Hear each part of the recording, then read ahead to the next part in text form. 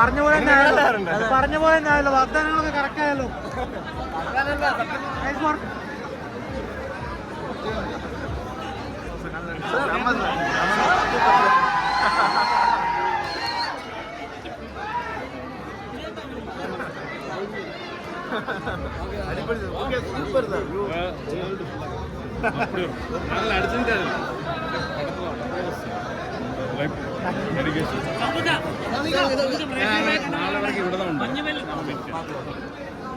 മഞ്ഞുമേൽ പ്രേക്ഷകരായി കണ്ടുണ്ടായിരുന്നു. അയ്യോ ചേട്ടാ രണ്ട് വാക്ക് പ്രേക്ഷകരെ കണ്ടപ്പോൾ എക്സ്പെക്ട് ചെയ്ത പോലെ തന്നെ റിയാക്ഷൻസ് ഉണ്ടായോ? എക്സ്പെക്ട് ചെയ്ത പോലെ തന്നെ റിയാക്ഷൻസ് പ്രേക്ഷകർക്ക് ഉണ്ടായോ? കണ്ണു നിറഞ്ഞു. മലയാള സിനിമയിൽ മറ്റൊരു മാർക്കായി മാറല്ലേ?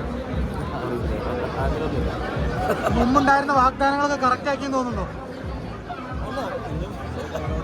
രസമല്ലേ? കണ്ണുകളോ അതാ വേണ്ട.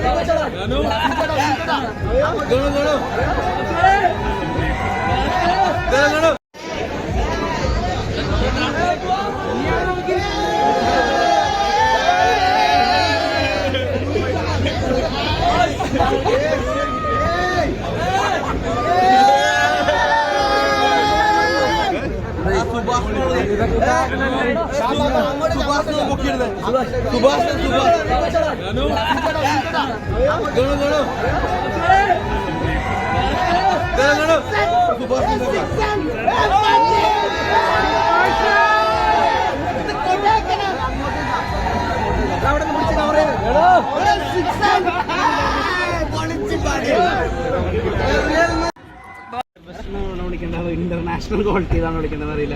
ട്രൂലി നിങ്ങളുടെ കരച്ചില് ഞങ്ങളെല്ലാരും കരഞ്ഞുപോയി. Truly moving. ഇത് നിങ്ങൾക്ക് കാര്യമായിട്ട് സെക്കൻഡ് ഹാഫിൽ ഒരു സ്ഥലത്ത് തന്നെയാണല്ലോ പെർഫോമൻസ് ചെയ്യേണ്ടത്. എന്തായിരുന്നു മനസ്സിൽ കൂടെ പോയിക്കൊണ്ടിരുന്ന ആ സമയത്ത്?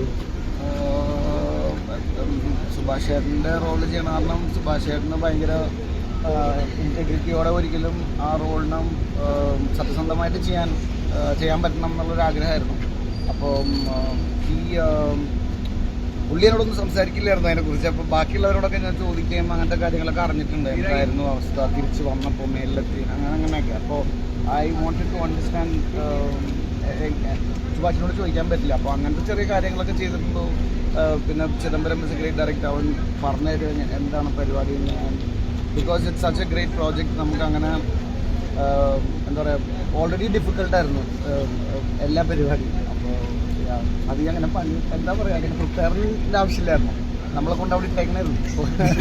കൂട്ടുകാരെന്ന സമ്മാനാണെന്നാണല്ലോ പറയണേ. എന്താ ഒരു ഭയങ്കര ഫീലാണ് നമ്മൾ ഇറങ്ങിക്കഴിഞ്ഞപ്പോ എല്ലാവരും സൂപ്പറാണ്. ആളുകൾ പണ്ട് പറഞ്ഞു ബാസി ബോക്സർ ഇട്ടാൽ മാത്രമേ ബാസി ആവുന്നു. പക്ഷെ ഇതില് മറ്റേ കള്ളിമുണ്ടെടുത്ത് ബാസി വീഴുന്ന ഒരു വീഴ്ചയുണ്ട്. അതില് നിങ്ങളൊരു നടന്റെ ഗ്രോത്താണ് ഞാൻ കാണാൻ പറ്റിയത്. പ്ലീസ് നിങ്ങൾ കണ്ടിരുന്നല്ലോ. So it's a great experience. Thank you all. നിങ്ങളാണ് I have to thank you all for helping us. So thank you. Thank you. Thanks a lot. Thanks, Aliyah. Thank you.